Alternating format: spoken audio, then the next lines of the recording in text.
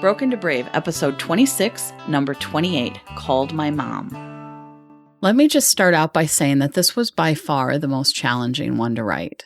It was also the most challenging number on the list to do. Most people would think nothing of picking up a phone and calling their mom. I used to be able to do it quite freely despite my hatred of talking on phones. So why was it so hard now? I didn't go to a wedding, an out-of-state wedding 5 hours away. I didn't go to a wedding. Who cares why? I didn't go to a wedding and it affected my relationship with my mom? Let that sink in. It wasn't her wedding, in case that's what you're thinking. I RSVP'd no. I had been doing work on setting boundaries, things like that no was a complete sentence, learning about how we are not obligated to do things if we don't want to, especially if we feel unsafe or if it would be damaging to us in some way. I can't say much because I don't own my own story. I can share a couple of things to paint the picture so that this makes sense. One Thanksgiving, Rob said, let's get our food first and sit at the big table and see what happens. So we did, alone, until my mom came to sit and looked around confusedly and asked where everyone was. We just shrugged our shoulders and watched the scenario unfold. A more recent member of the family came and sat because apparently he didn't get the memo. His wife had to join us or else explain to my mom why they were getting up to eat elsewhere. That elsewhere was the tiny island in the kitchen where everyone else was standing around eating. The five of us had this huge table to ourselves. It was quite nice. We should have done it years ago. Driving home after dinner, Rob said, mark my words, next time there will be assigned seating. Yep, Christmas, there were place cards. And a square card table set up with 4 names on it, Rob's and mine, and 2 other family members.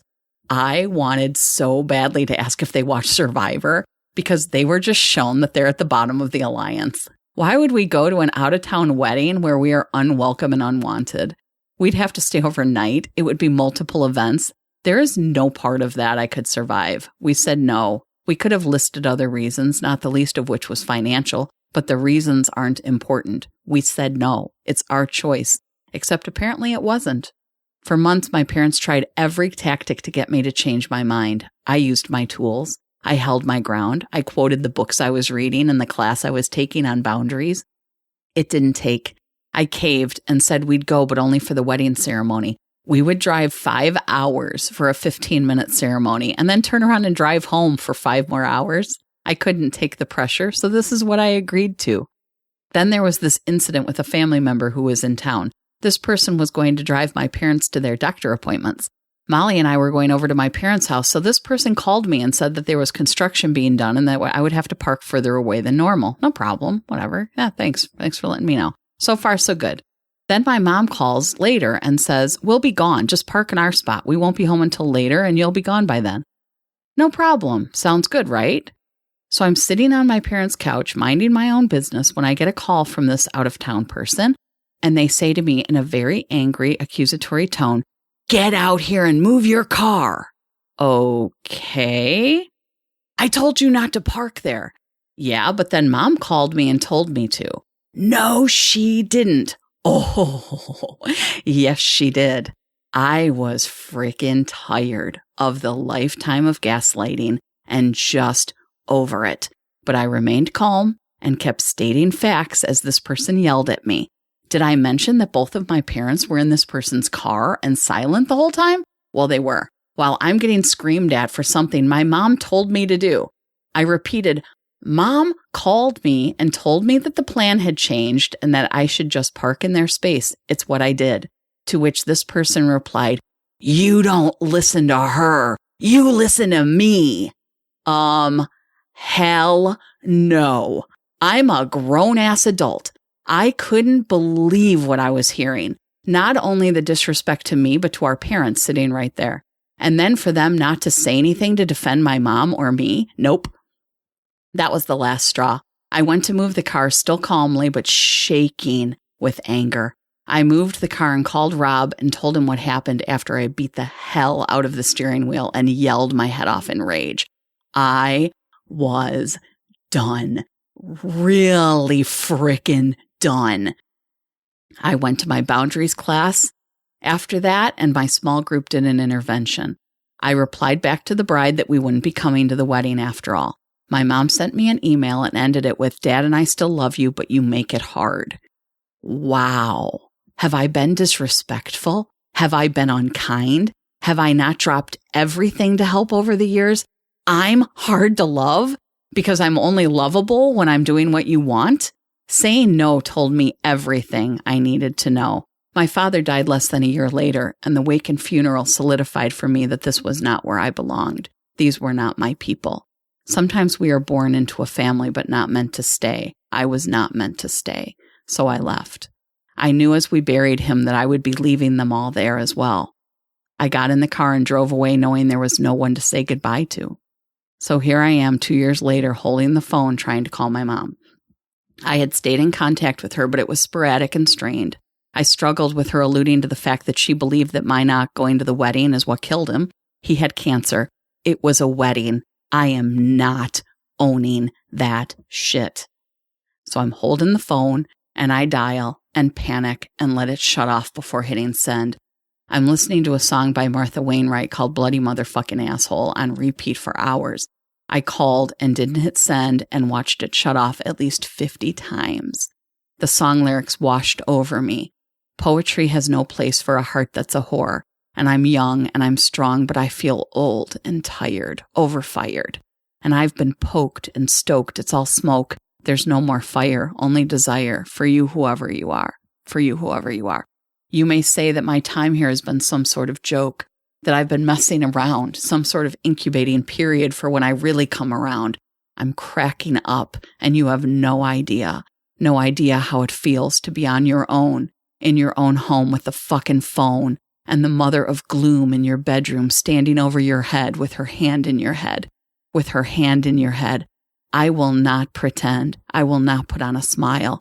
I will not say I'm all right for you when all I wanted was to be good, to do everything in truth, to do everything in truth.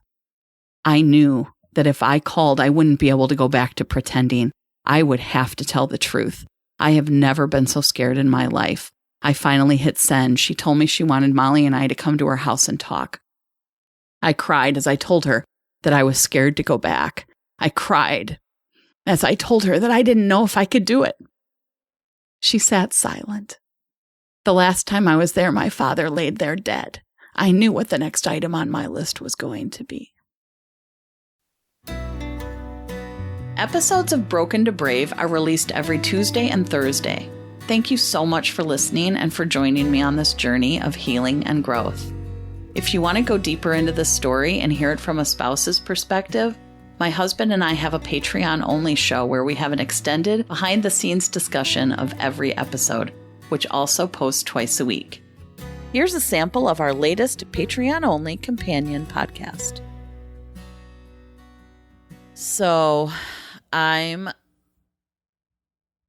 sitting on the couch in the living room, and I'm holding the phone, and the song is playing on my phone, through my phone. And I'm dialing, I don't know how to dial. I don't know her phone number because I don't know anybody's phone number. Right, we're in that age where you just. So I'm not technically dialing, but I'm pushing that contact thing. I've got her name up, and I push the thing so that the numbers are showing, her phone number's showing, but I can't hit send.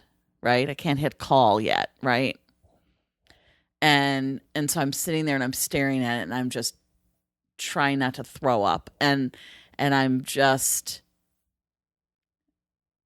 paralyzed, and the song ends, and I haven't pushed the button, right, and then the song starts up again, and then the thing disappears after a while. The screen disappears, like if you don't hit send or call or whatever, it goes away. So then I have to do it again. So I have to keep pulling it up. And then I'm like, okay, hit the button. Just hit the button. Nope, can't hit the button. Can't hit the button. So the song ends. I still haven't hit the button. Song starts up again. I'm sitting there. I have to pull her name back up because now it's gone away again. And this happens, dozens of times. And then I'm like, okay, let me move. Let me go, I'm up in my bed,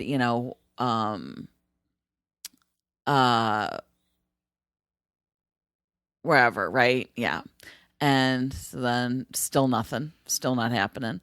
Back on the couch. Yep. And after about the 50th time, I finally just hit the damn button. And now here's the situation. I have a large family, or had. I never know if someone's over there. Right. They all answer the phone. And they're also not safe. Not at all. If that hasn't been made clear in the first 28 of these. Okay. So I have no idea if she's going to answer the phone. Right. So that is an added element. Okay.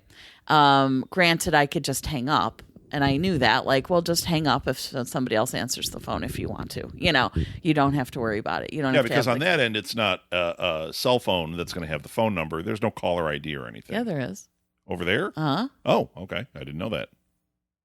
So I didn't care, though. I was I don't have to talk to them. So I can hang up.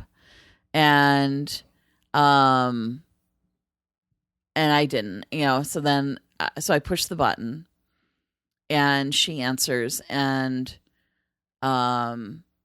we start to talk, and it is a blur. I have no idea. I just remember the end of the conversation when I said, she was saying, I just want you to come here. And she very pointedly only wanted Molly.